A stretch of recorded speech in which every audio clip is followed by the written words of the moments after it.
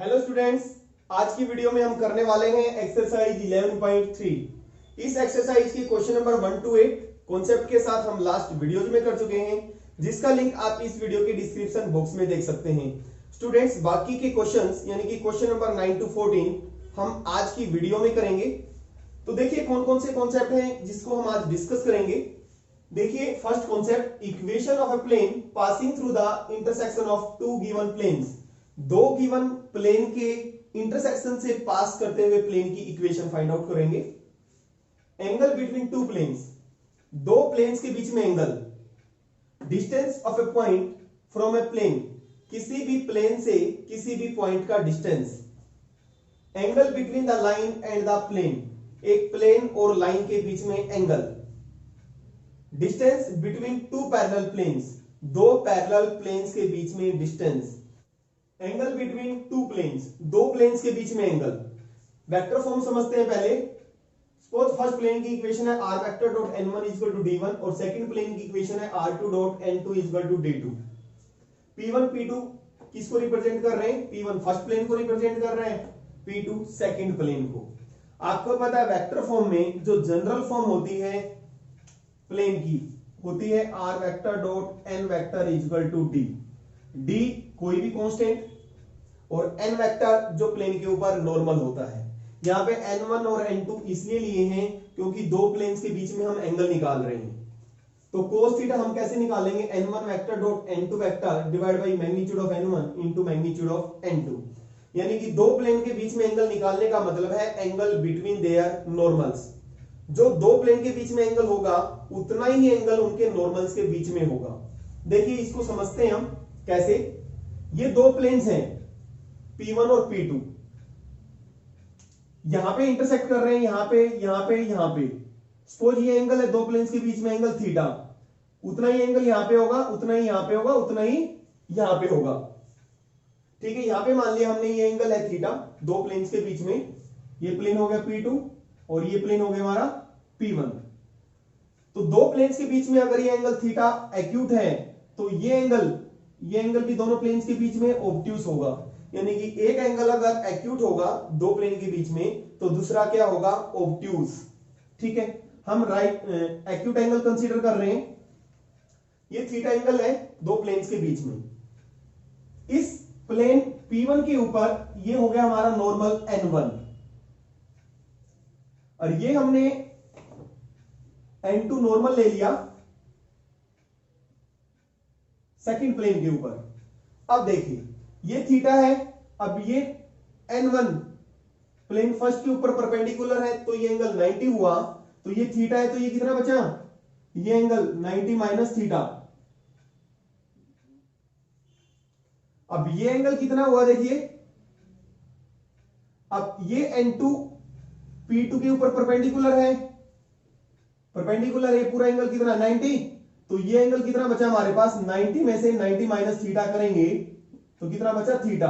तो ये एंगल कितना आ गया हमारे पास? थीटा। अब आप देख सकते हैं जो दो प्लेन के बीच में एंगल था थीटा, उतना ही एंगल उनके नॉर्मल्स के बीच में है, N1 और N2 के बीच में एंगल थीटा। यानी कि दो प्लेन्स के बीच में angle is equal to the angle between their normals. इसलिए cos थीटा क्या है हमारा? N1 into N2, N1 magnitude into N2 magnitude. Cartesian form में, सपोज कार्टेशियन फॉर्म में फर्स्ट प्लेन की इक्वेशन है a1x plus b1y plus c1z plus d1 equal to 0 और second plane की इक्वेशन है a2x plus b2y plus c2z plus d2 equal to 0। आपको पता है कार्टेशियन फॉर्म में जो स्टैंडर्ड या कहें या जनरल फॉर्म कहें प्लेन की इक्वेशन की होती है ax plus by plus cz plus d equal to 0। Vector में ये थी, जहां पे x y z के जो कोफिशिएंट होते हैं a b c, इनसे बनता है हमारा n वेक्टर। यानी कि x y z के जो कोफिशिएंट होते हैं वो डायरेक्शन रेशियो होते हैं नॉर्मल के।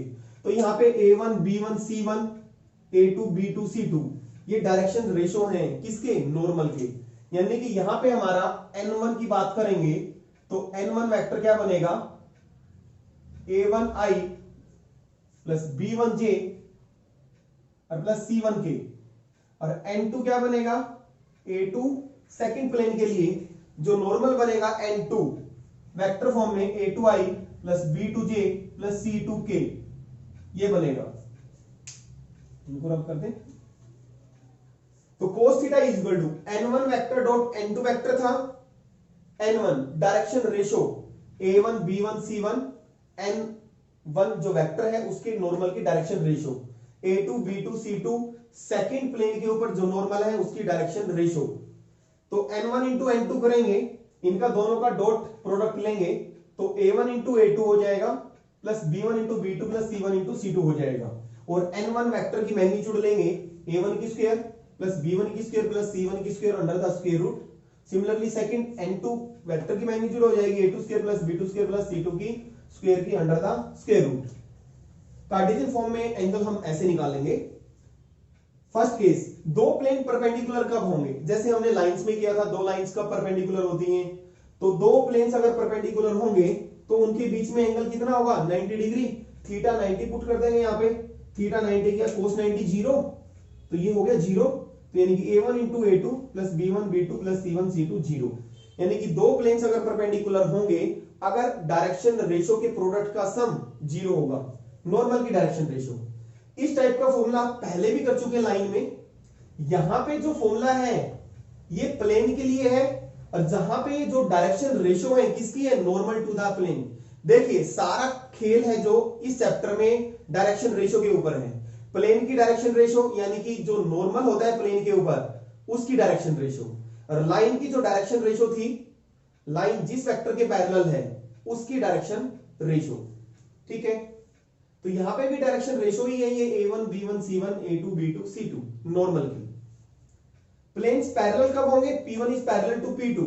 अगर नॉर्मल्स पैरेलल हैं तो प्लेन्स भी पैरेलल होंगे, यानी कि n1 is parallel to n2। अगर दो वेक्टर्स पैरेलल होंगे तो एक वेक्टर दूसरे का स्केलर मल्टीपल होगा। n1 किसके इक्वल होगा, लैम्डा n2 के। जब n1 को लैम्डा n2 के इक्वल रखोगे और उनके कोफिशिएंट्स को कंपेयर करोगे, कंपोनेंट्स को, तो हमें क्या मिलेगा, a1 by a2 equal to b1 by b2 equal to c1 by c2। यानी कि दो प्लेन्स पैरेलल होंगे अगर नॉर्मल्स की डायरेक्शन रेशो क्या होंगी, प्रोपोर्शनल होंगी। देखिए question number 12, find the angle between the planes whose vector equations are. दो प्लेन्स के बीच में एंगल निकालना है जिसकी हमें वेक्टर इक्वेशंस गिवन है।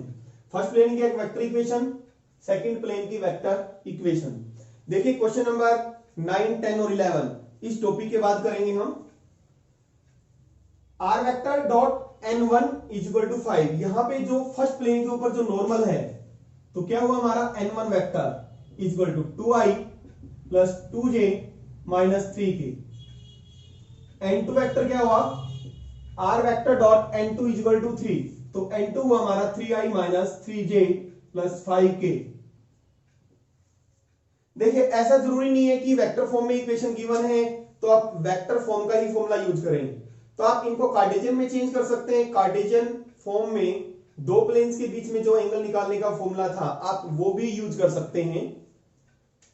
यहां पे देख सकते हैं फर्स्ट प्लेन के ऊपर जो नॉर्मल है उसकी direction ratio a1 b1 c1, a1 है हमारा 2 b1 2 c1 minus 3, a2 3 b2 minus 3 c2 5। ठीक है, कार्टेशियन फॉर्म में भी चेंज कर सकते हैं या वेक्टर फॉर्म में यूज करेंगे तो आप ऐसे लिखेंगे cos theta is equal to n1 vector dot n2 divide by magnitude of n1 vector into magnitude of n2 vector. 2i plus 2j minus 3k dot 3i minus 3j plus 5k magnitude of n1 की magnitude करेंगे 2 का square 4 plus 9 into n2 की magnitude 9 plus 25। इसका dot product लेंगे i का i के साथ, 3 2 जा 6 minus 15 divide by 17 square root, यह आ गया 34 और 9 43। तो this implies cos theta is equal to -15, cancel हो जाएगा ये, इसको मल्टीप्लाई करेंगे 17 को 3 से क्या 51, 5 7 3 1 इम्प्लाइज थीटा इक्वल टू, यहां पे एंगल जो आएगा वो क्या आएगा हमारा ऑब्ट्यूज, ठीक है। Theta equal to cos inverse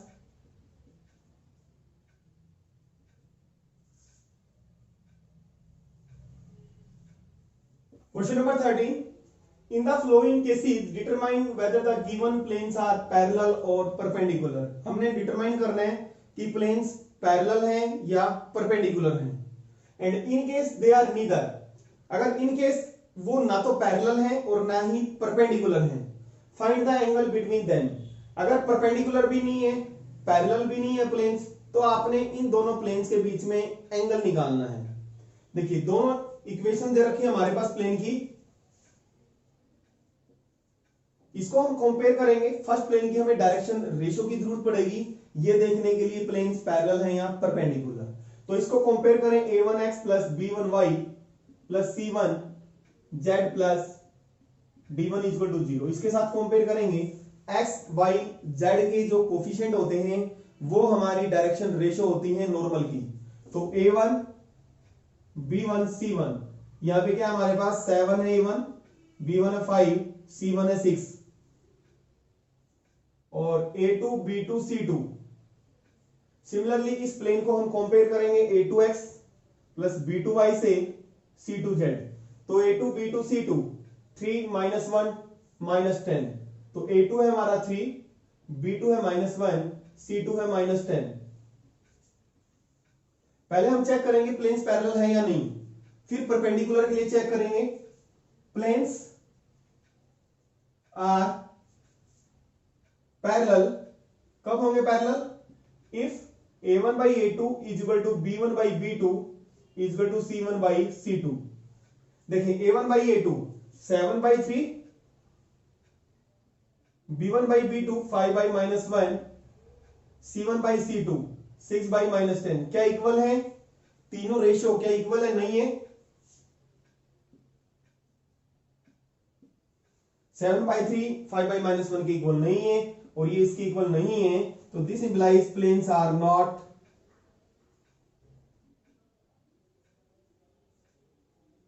parallel. अब परपेंडिकुलर के लिए प्लेन्स कब होंगे perpendicular? Planes are perpendicular if a1 into a2 plus b1 into b2 plus c1 into c2 is equal to 0।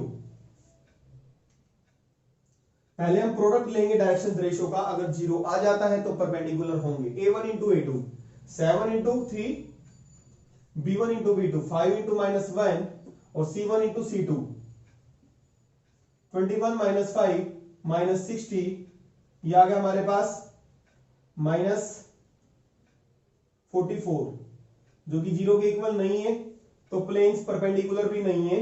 तो this implies planes are not perpendicular. अब ना ही perpendicular है ना ही पैरेलल, तो इसका मतलब हमें इन दोनों प्लेन्स के बीच में एंगल फाइंड आउट करना है। देखिए इसको रफ कर दें, कोस थीटा। कोस थीटा हम कैसे निकालते हैं? a1 into a2 plus b1 into b2 plus c1 into c2। a1 की स्क्वायर प्लस b1 की स्क्वायर प्लस c1 की square under the square root of a2 square plus b2 की whole square plus c2 की square. Values put करें a1 into a2 7 into 3 5 into minus 1 6 into minus 10 divide by square root of a1 की square 7 की square 49 और b1 25, c1 हमारा 6 है 36,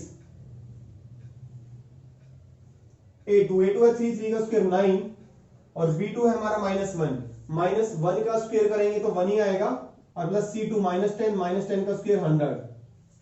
तो this implies 21 minus 5 minus 60 divide by, इसमें add करेंगे हम, ये हो गया हमारे पास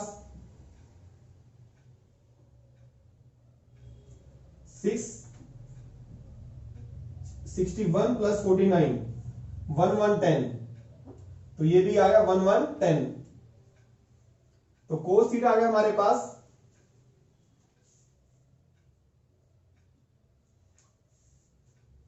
वही सेम आ जाएगा -44 एक ही स्क्वायर रूट में लिखे जाएंगे 1/10 मल्टीप्लाई 1/10 तो कितना आ जाएगा 1/10। तो ये हमारे 22 से कैंसिल हो रहे हैं 22 2 जा 44 22 5 जा 110 तो cos थीटा आ गया -2/5।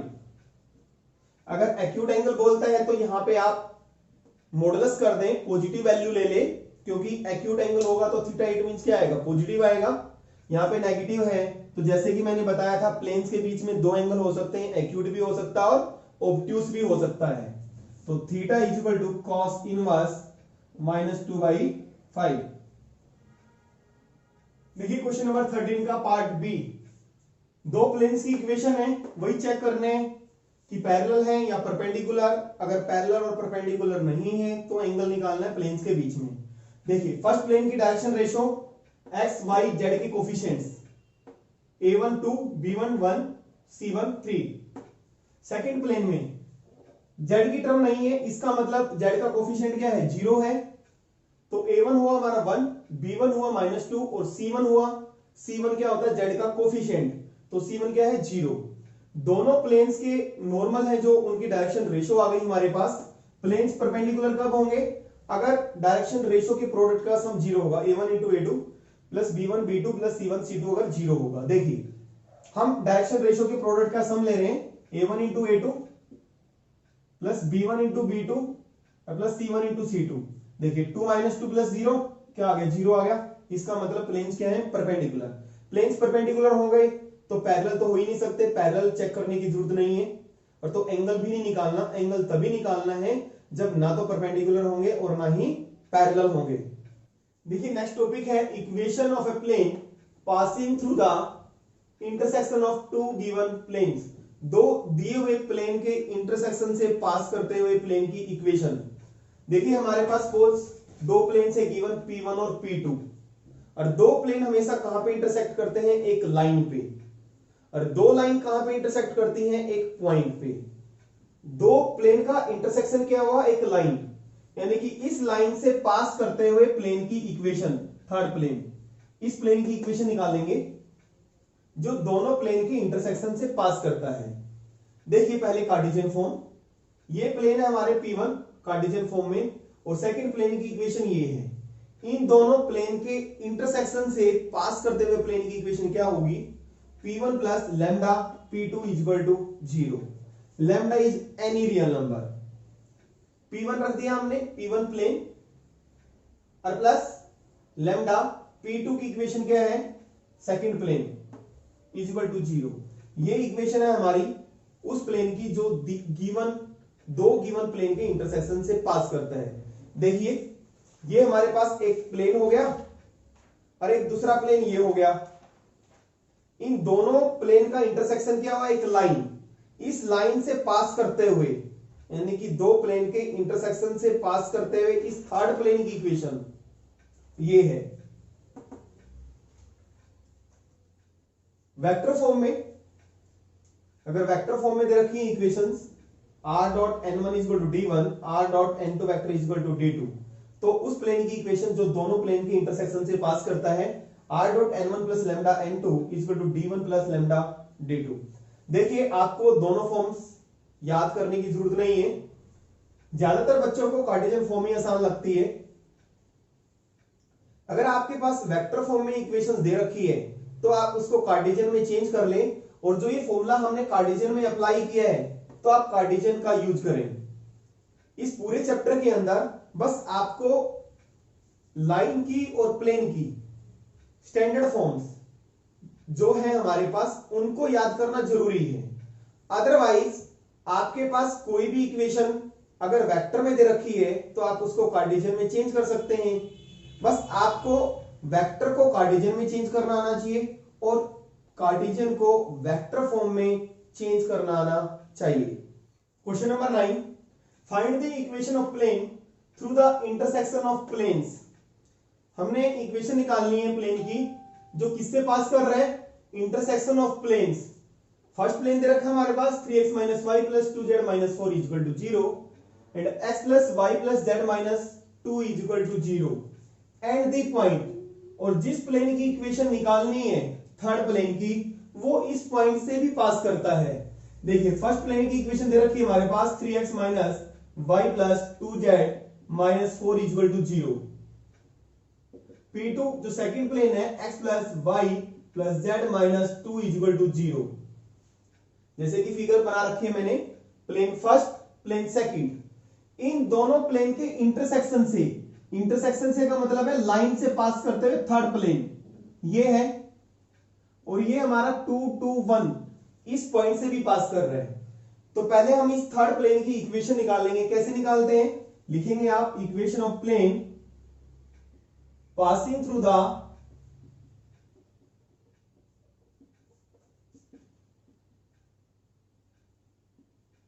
Intersection of planes P1 and P2।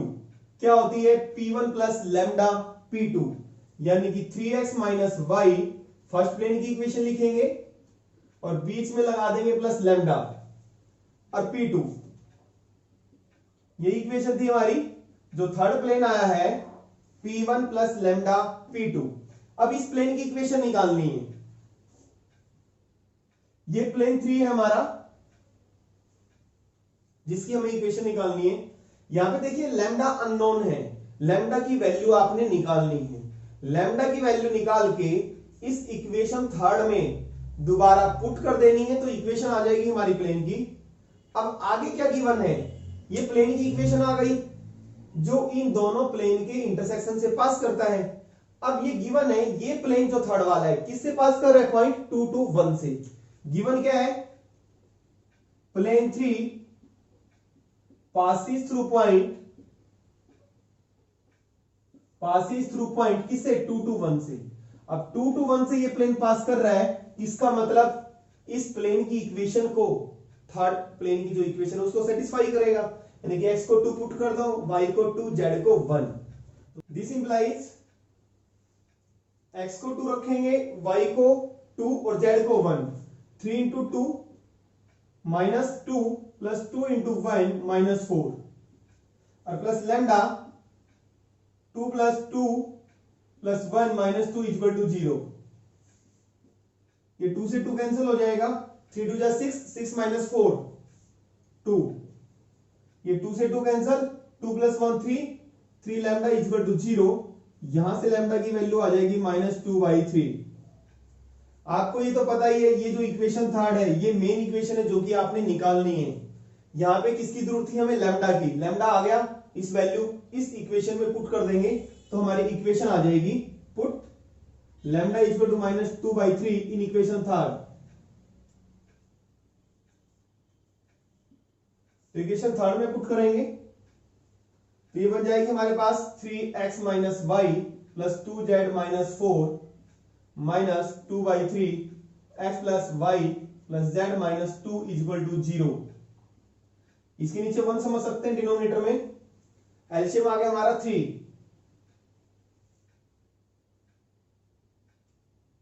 3 3 जा 3 से मल्टीप्लाई हो जाएगा 9x माइनस 3y प्लस 3 2 जा 6z minus 12 minus 2x minus 2y minus 2z और plus 4 equal to 0।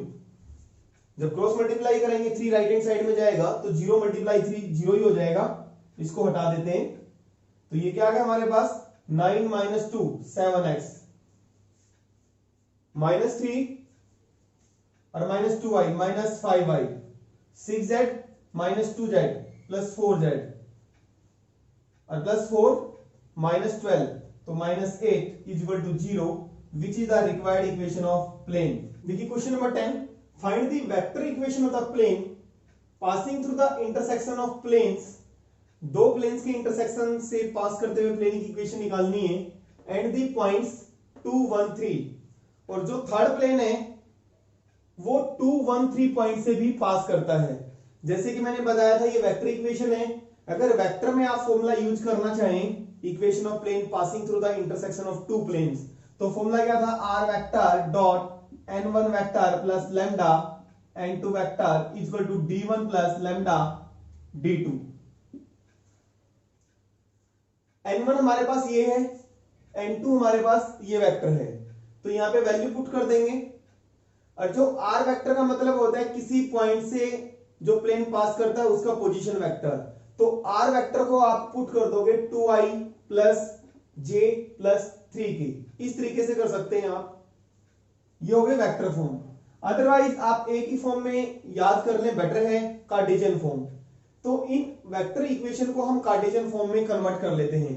Converting into cartesian form, plane first क्या आ जाएगी, आर वेक्टर को हम क्या पुट करेंगे, xi plus yj plus zk, तो क्या हो जाएगा 2x, यानी कि i की जगह x लगा देना है आपको, और j की जगह y और k की जगह z, और 7 को इधर लेके आ जाएंगे इज इक्वल टू 0।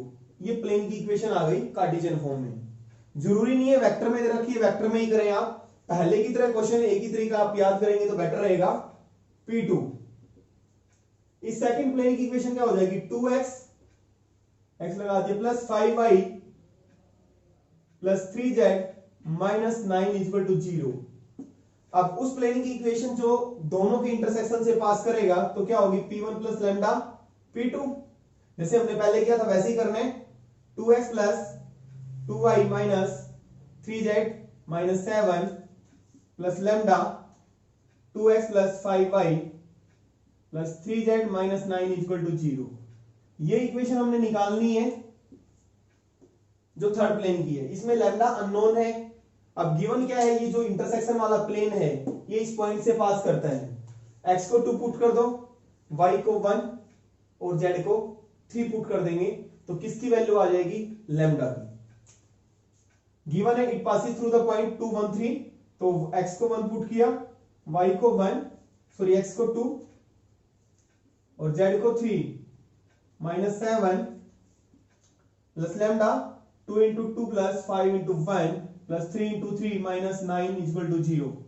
तो हमारे पास क्या आ जाएगा, देखिए 4 प्लस 2 6 और ये हो गया 16, 6 माइनस 10 आ गया हमारे पास, और प्लस लैम्डा ये आ गया हमारे पास, 3 या 9 कैंसिल हो जाएगा, ये तो 5 और 4 9 प्लस 9 लैम्डा इक्वल टू 0, यानी कि लैम्डा की वैल्यू कितनी आ गई, 10/9।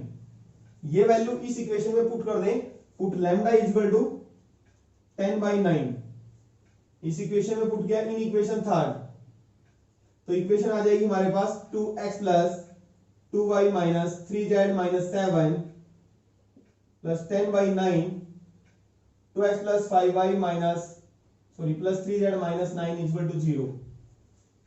जैसे पहले किया था वैसे ही 9 से मल्टीप्लाई हो जाएगा 18x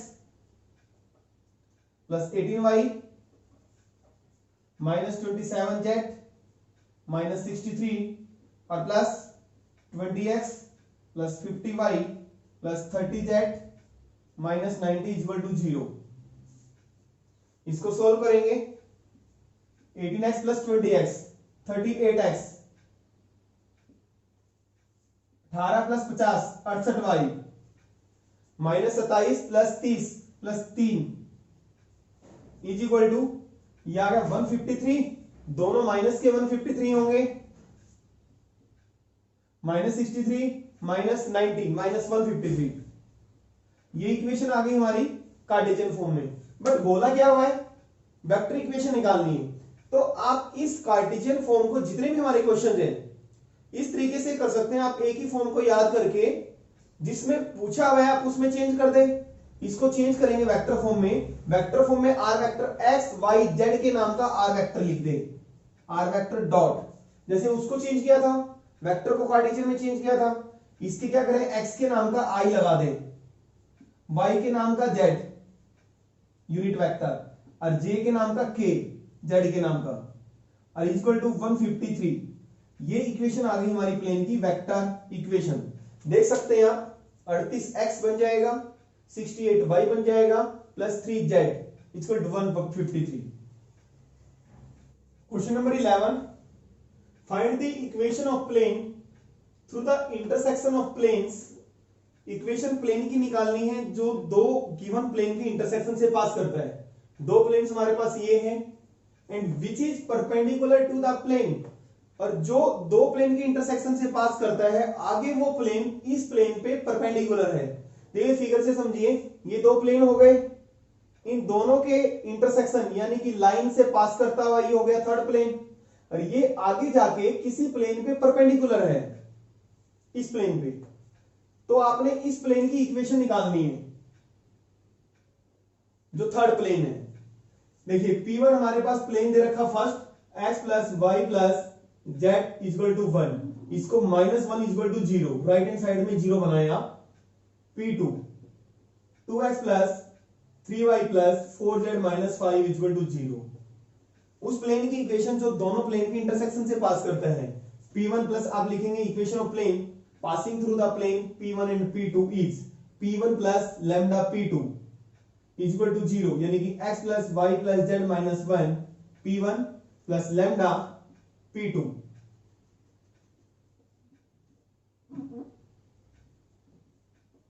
ये मेन इक्वेशन है जो कि हमें प्लेन की निकालनी है जो दो गिवन प्लेन के इंटरसेक्शन से पास करता है, यानी कि थर्ड प्लेन। इसी प्लेन की इक्वेशन है। यहां पे अननोन क्या है, लैम्डा। अब आगे कुछ कंडीशन दे रखी होगी, जैसे ये दे रखी थी, ये प्लेन किसी पॉइंट से पास करता है। देखिए ये दो प्लेन हैं, इन दोनों प्लेन के इंटरसेक्शन से ये प्लेन पास कर रहा है। पहले क्या दे रखा था, ये प्लेन किसी पॉइंट से पास करता है। अब ये दे रखा है ये प्लेन जो इंटरसेक्शन वाला है आगे किसी प्लेन पे परपेंडिकुलर है। तो देखिए क्या होगा, जब दो प्लेन्स परपेंडिकुलर होते हैं तो उनके डायरेक्शन रेशो जो नॉर्मल की होती है उनके प्रोडक्ट का सम किसके इक्वल होता है, 0 के इक्वल। अब ये प्लेन इस प्लेन पे परपेंडिकुलर है तो हमें इसकी डायरेक्शन रेशो की जरूरत पड़ेगी इस प्लेन की। तो x यहां से कॉमन लिया 1, ये बना 2 लैम्डा x, तो x कॉमन आ गया तो बच गया 2 लैम्डा, और प्लस y यहां से कॉमन लिया 1 प्लस 3 लैम्डा, और प्लस z कॉमन लिया तो 1 प्लस 4 लैम्डा। बाकी बचे कांस्टेंट, आप लेफ्ट में लिखना चाहे लेफ्ट में लिख सकते हैं, राइट में लिखना चाहे राइट में लिख सकते हैं। तो -1 उधर जाके 1 बन गया, और -5 लैम्डा राइट हैंड साइड में जाएगा +5 लैम्डा। अब जो ये प्लेन है, ये प्लेन और ये प्लेन सेम है। हमने इस फॉर्म में क्यों लिखा इसको, क्योंकि जो प्लेन की स्टैंडर्ड फॉर्म होती है इक्वेशन की, ax plus by plus cz equal to d, ये होती है। x y z के जो कोफिशिएंट होते हैं वो डायरेक्शन रेशो होते हैं नॉर्मल के। हमें इस प्लेन के डायरेक्शन रेशो चाहिए थे नॉर्मल के, ये आ गए। गिवन क्या है, plane third is perpendicular to plane x minus y plus z equal to 0। ये प्लेन और ये प्लेन आपस में परपेंडिकुलर है। अगर परपेंडिकुलर हैं तो इनके डायरेक्शन रेशो नॉर्मल के, उनके प्रोडक्ट का सम क्या होगा, 0। और डायरेक्शन रेशो नॉर्मल के कौन से होते हैं, एक्स वाई जेड के कोफिशिएंट। इस प्लेन के direction ratio a2 b2 c2, a2 b2 c2 कितने हमारे, a2 b2 c2, a2 है हमारा 1, b2 -1, c2 1। और जो पहला प्लेन है, इस जो थर्ड वाला है, इस प्लेन के डायरेक्शन रेशो नॉर्मल के, हमने इसको इस फॉर्म में इसलिए कन्वर्ट किया क्योंकि हमें इसके डायरेक्शन रेशो चाहिए थे। और डायरेक्शन रेशो पता लगेगा एक्स वाई जेड के कोफिशिएंट से। तो इसके जो थर्ड प्लेन है उसके डायरेक्शन रेशो नॉर्मल के, a1 1 plus 2 lambda, b1 c1, b1 हो गया 1 प्लस 3 लैम्डा, c1 हो गया 1 प्लस 4 लैम्डा। यानी कि दोनों प्लेन्स आपस में परपेंडिकुलर हैं तो इनके डायरेक्शन रेशो के प्रोडक्ट का सम 0 रख दो। यानी कि 1 plus 2 lambda into 1 plus 1 plus 3 lambda into -1 plus 1 plus 4 lambda into 1 equal to 0। Main मकसद है हमारा लैम्डा की वैल्यू निकालना। लैम्डा की वैल्यू कि ये जो थर्ड वाला प्लेन है किसी पॉइंट से पास करता है या आगे किसी प्लेन पे परपेंडिकुलर है, ये आपको देखना है। उससे निकलेगी हमारी लैम्डा की वैल्यू 1 प्लस 2 लैम्डा तो -1 माइनस 3 लैम्डा और ये हो गया plus 1 plus 4 lambda is equal to 0। तो ये हो गया हमारे पास 4 2 6, 6 माइनस 3 3 लैम्डा, 4 2 6, 6 माइनस 3 3 लैम्डा और 1 से 1 कैंसल, तो is equal to plus 1 is equal to 0। तो लैम्डा की वैल्यू आ गई -1/3। ये लैम्डा की वैल्यू आप या तो इक्वेशन थर्ड में पुट करें या इस इक्वेशन में पुट करें, आपकी मर्जी, बट बेटर है थर्ड इक्वेशन में पुट कर दें। यही इक्वेशन तो हमने निकालनी है।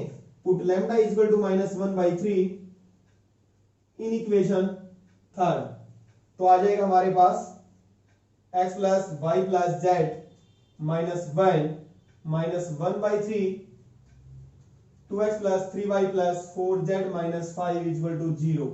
तो ये बन जाएगा हमारे पास 3x plus 3y plus 3z minus 3 minus 2x minus 3y minus 4z plus 5 is equal to 0। 3x minus 2x x, 3y से 3y कट गया, 3z minus 4z minus z और plus 2 is equal to 0, which is the required equation of plane. अगर आपसे Cartesian form में है ये, अगर vector equation में पूछा जाता फाइंड द वेक्टर इक्वेशन, तो आप इसको वेक्टर फॉर्म में चेंज कर देते। कैसे चेंज करते? आर वेक्टर लिखते, डॉट एक्स के साथ आई लगा दो, यानी कि आई हो गया हमारे पास, और माइनस जे तो है ही नहीं, जेड की जगह क्या रख दो के, और plus 2 is equal to 0। X की जगह आई और जेड की जगह क्या लिख देंगे के unit vector, plus 2 is equal to 0। ये आ जाएगी हमारी वेक्टर फॉर्म। नेक्स्ट टॉपिक है distance of a point from a plane. किसी भी पॉइंट का प्लेन से डिस्टेंस, यानी कि परपेंडिकुलर डिस्टेंस। सपोज ये प्लेन की इक्वेशन है ax plus by plus cz plus d equal to 0 और ये पॉइंट है x1 y1 z1। तो इस पॉइंट का इस प्लेन से डिस्टेंस, यानी कि ये डिस्टेंस परपेंडिकुलर डिस्टेंस pm, कैसे निकालेंगे आप परपेंडिकुलर डिस्टेंस pm? फॉर्मूला है हमारा, जो ये प्लेन की इक्वेशन है उसके अंदर जो x y z है, x y z को चेंज कर देना है इन कोऑर्डिनेट से। जो गिवन पॉइंट है x1 y1 z1, x को x1 पुट कर देना है, y को y1 z को z1, मोड क्योंकि distance always positive, divide by square root of x के कोफिशिएंट का स्क्वायर प्लस y के कोफिशिएंट का स्क्वायर प्लस z के कोफिशिएंट का स्क्वायर। देखिए बहुत ही आसान है। क्वेश्चन नंबर 14 का बी पार्ट करते हैं। Find the distance of point 3 minus 2 1। इस पॉइंट का डिस्टेंस निकालना है, कहां से? From the plane. कैसे निकालेंगे? रिक्वायर्ड डिस्टेंस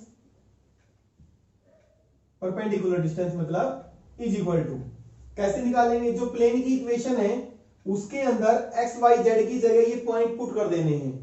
एक्स की जगह हमने पुट कर दिया 3 और वाई की जगह पुट कर दिया -2 और जेड की जगह पुट कर दिया 1, बाकी as it is, divide by square root of x के कोफिशिएंट का स्क्वायर प्लस वाई के कोफिशिएंट का स्क्वायर प्लस जेड के कोफिशिएंट का स्क्वायर। तो ये आ जाएगा हमारे पास 3 2 जा 6, 6 प्लस 2 और प्लस 2 और प्लस 3, 6 2 8 2 10 3 13 13 बन गया हमारे पास। 13 बाई 4 प्लस 1 5, 5 प्लस 4 9, 9 का स्क्वायर रूट करेंगे तो 3, तो ये आ गया हमारे पास 13/3। अगर आपके पास प्लेन की इक्वेशन वेक्टर फॉर्म में गिवन है तो आप उसको कार्टेशियन फॉर्म में चेंज कर लें, और जैसे हमने यहां पे डिस्टेंस निकाला है और वैसे ही आप डिस्टेंस निकाल सकते हैं। नेक्स्ट टॉपिक है angle between a line and a plane. Plane और लाइन के बीच में एंगल। सपोज प्लेन की इक्वेशन है वेक्टर फॉर्म में r vector dot n vector is equal to d, और लाइन की इक्वेशन है r vector is equal to a vector plus lambda b। तो इन दोनों के बीच में, लाइन और प्लेन के बीच में एंगल निकालने का फॉर्मूला है sin theta is equal to b vector dot n vector divide by b की मैग्नीट्यूड और n की मैग्नीट्यूड। पहले cos थीटा आता था, लाइन की बात होती थी, प्लेन की बात होती थी। यहां पे हम लाइन और प्लेन की बात कर रहे हैं। देखिए साइन थीटा कैसे आया है, ये प्लेन है हमारे पास, ये लाइन है r vector equal to a plus lambda B.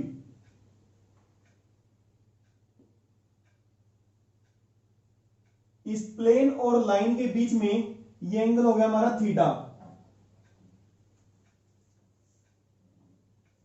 और इस प्लेन के ऊपर परपेंडिकुलर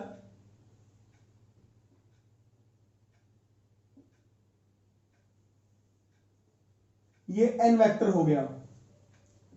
अब आप देख सकते हैं ये जो लाइन है r vector equal to a plus lambda b, यानी कि ये किस वेक्टर के पैरेलल है, बी वेक्टर की। इसको आप सिंपली बी वेक्टर लिख सकते हैं। अगर ये एंगल थीटा है, ये है हमारा प्लेन को रिप्रेजेंट करेगा, प्लेन और लाइन के बीच में, क्योंकि लाइन किसके पैरेलल है, वेक्टर बी के पैरेलल है, दोनों की डायरेक्शन क्या होगी, सेम होगी। ये थीटा इन दोनों के बीच में है, तो ये हो गया हमारा, क्योंकि पूरा एंगल 90 है तो 90 माइनस थीटा। जो 90 माइनस थीटा किसके बीच में हुआ, लाइन के बीच में, यानी कि बी वेक्टर और एन वेक्टर के बीच में। और दो वेक्टर के बीच में आप एंगल कैसे निकालते हो, कोस 90 माइनस थीटा, कोस थीटा। यहां पे थीटा हमारा दो वेक्टर के बीच में, बी और एन के बीच में 90 माइनस थीटा है, तो b vector dot n vector divide by b की मैग्नीट्यूड एन की मैग्नीट्यूड, और कोस 90 माइनस थीटा क्या हो जाएगा, साइन थीटा। तो sine theta is equal to b vector dot n vector divide by magnitude of b magnitude of n. और cartesian form में अगर प्लेन की इक्वेशन ये है, लाइन की इक्वेशन ये है। देखिए सारा खेल डायरेक्शन रेशियो का है। प्लेन की डायरेक्शन रेशियो नॉर्मल के कारण होती है, और लाइन की जो डायरेक्शन रेशियो होती है वो बी वेक्टर की होती है। तो ये हमारा प्लेन है, यहाँ पे नॉर्मल की डायरेक्शन रेशियो देख सकते हैं a2 b2 c2।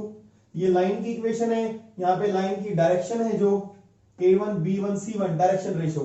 तो sine theta b dot N, b किससे बनेगा, a1 b1 c1, और n वेक्टर किससे बनेगा, a2i plus b2j plus c2j। दोनों का डॉट लेंगे तो क्या आ जाएगा, a1 into a2 plus b1 into b2 plus c1 into c2। और बी वेक्टर की मैग्नीट्यूड लेंगे, यानी कि बी वेक्टर हमारा यहां पे क्या बन रहा है, b1i plus a1i plus b1j plus c1k। तो इसकी मैग्नीट्यूड लेंगे तो क्या हो जाएगा, a1 की स्क्वायर प्लस b1 की स्क्वायर प्लस c1 की square under the square root. Similarly n vector की मैग्नीट्यूड लेंगे, square root of a2 square plus b2 square plus c2 square. देखिए इस टॉपिक से रिलेटेड एक क्वेश्चन ले लेते हैं, example 25। Find the angle between the line and the plane. Angle निकालना है लाइन और प्लेन के बीच में, जैसे हमने पहले लाइन और लाइन के बीच में निकाला है, प्लेन और प्लेन के बीच में एंगल निकाला है, वही a1 into a2 plus b1 into b2, वही फॉर्मूला।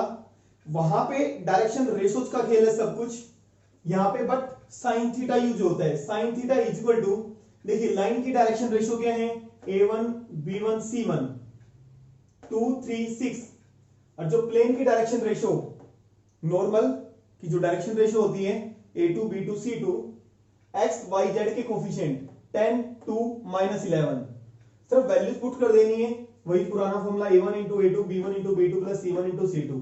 वैल्यूज पुट कर देंगे आप, a1 a2 plus b1 b2 plus c1 into c2, नीचे वही। इसको सॉल्व करेंगे तो -40 आ जाएगा, 36 और प्लस 9 45 और 49, स्क्वायर रूट करेंगे 7 आ जाएगा, और इसको सॉल्व करेंगे 225 का स्क्वायर रूट 15 आ जाएगा। कैंसिल करेंगे 5 से, 5 8 जा 40, 5 3 जा 15, तो -8/21, यानी कि जो थीटा है क्या हो जाएगा, साइन इनवर्स -8/21। देखिए नेक्स्ट टॉपिक है distance between two parallel planes. Students आपको ये वीडियो कैसी लगी हमें कमेंट बॉक्स में जरूर बताएं। अगर आपको वीडियो अच्छी लगी तो वीडियो को लाइक करें, अपने फ्रेंड्स को शेयर करें, जिससे कि हमें और ज्यादा से ज्यादा वीडियो बनाने के लिए मोटिवेशन मिले। अगर आप इस चैनल पर न्यू हैं तो चैनल को सब्सक्राइब कर बेल आइकन पर प्रेस करें, जिससे कि आपको आने वाली वीडियो की नोटिफिकेशन मिलती रहे। देखिए दो पैरेलल प्लेन्स के बीच में डिस्टेंस कैसे निकालेंगे। सपोज फर्स्ट प्लेन है हमारे पास ये, सेकंड प्लेन है ये। देखने से ही पता लग जाएगा, अगर दो प्लेन्स की डायरेक्शन रेशियोज नॉर्मल की डायरेक्शन रेशियो प्रोपोर्शनल होंगी तो प्लेन्स पैरेलल होंगे। तो डिस्टेंस कैसे निकालते हैं, mod d1 minus d2 divide by square root of a square plus b square plus c square. a b c क्या है, दोनों प्लेन्स के अंदर x y z के कोफिशिएंट सेम मिलेंगे आपको। क्योंकि प्लेन्स क्या है, पैरेलल। देखिए इसी पे बेस्ड हम क्वेश्चन करते हैं, find the distance between the planes. दो प्लेन्स हैं, आप देख सकते हैं पहले प्लेन की जो नॉर्मल की डायरेक्शन रेशियो है, दूसरे प्लेन की डायरेक्शन रेशियो है नॉर्मल की, रेशियो सेम मिलेगी 2/4 a1/a2 b1/b2 c1/c2। पहले प्लेन की इक्वेशन 2x + 3y + 4z - 4 = 0, और सेकंड प्लेन की इक्वेशन 4x + 6y + 8z - 12 = 0। यहां से हम 2 कॉमन लेंगे क्योंकि x y z के कोफिशिएंट दोनों में सेम होने चाहिए, तो यहां से 2 कॉमन लिया हमने, 2x + 3y + 4z - 6 = 0। यहां से जो 2 कॉमन लिया है डिवाइड जाएगा राइट हैंड साइड में, तो 0/2 क्या हो जाएगा, 0 ही हो जाएगा। यहां पे देखिए डिस्टेंस हम निकालेंगे, यहां पे d1 कितना है, -4, और d2 कितना है, -6, तो mod d1 - d2 -4 - -6 divide by square root of x के कोफिशिएंट का स्क्वायर प्लस y के प्लस z के कोफिशिएंट का स्क्वायर। तो x y z का कोफिशिएंट क्या है दोनों इक्वेशन में, 2 3 4, यानी कि a 2 है, b 3 है, c 4 है, तो 2 की स्क्वायर प्लस 3 की स्क्वायर प्लस 4 की स्क्वायर, तो ये आ गया हमारे पास 2, 16 + 9 25 4 29।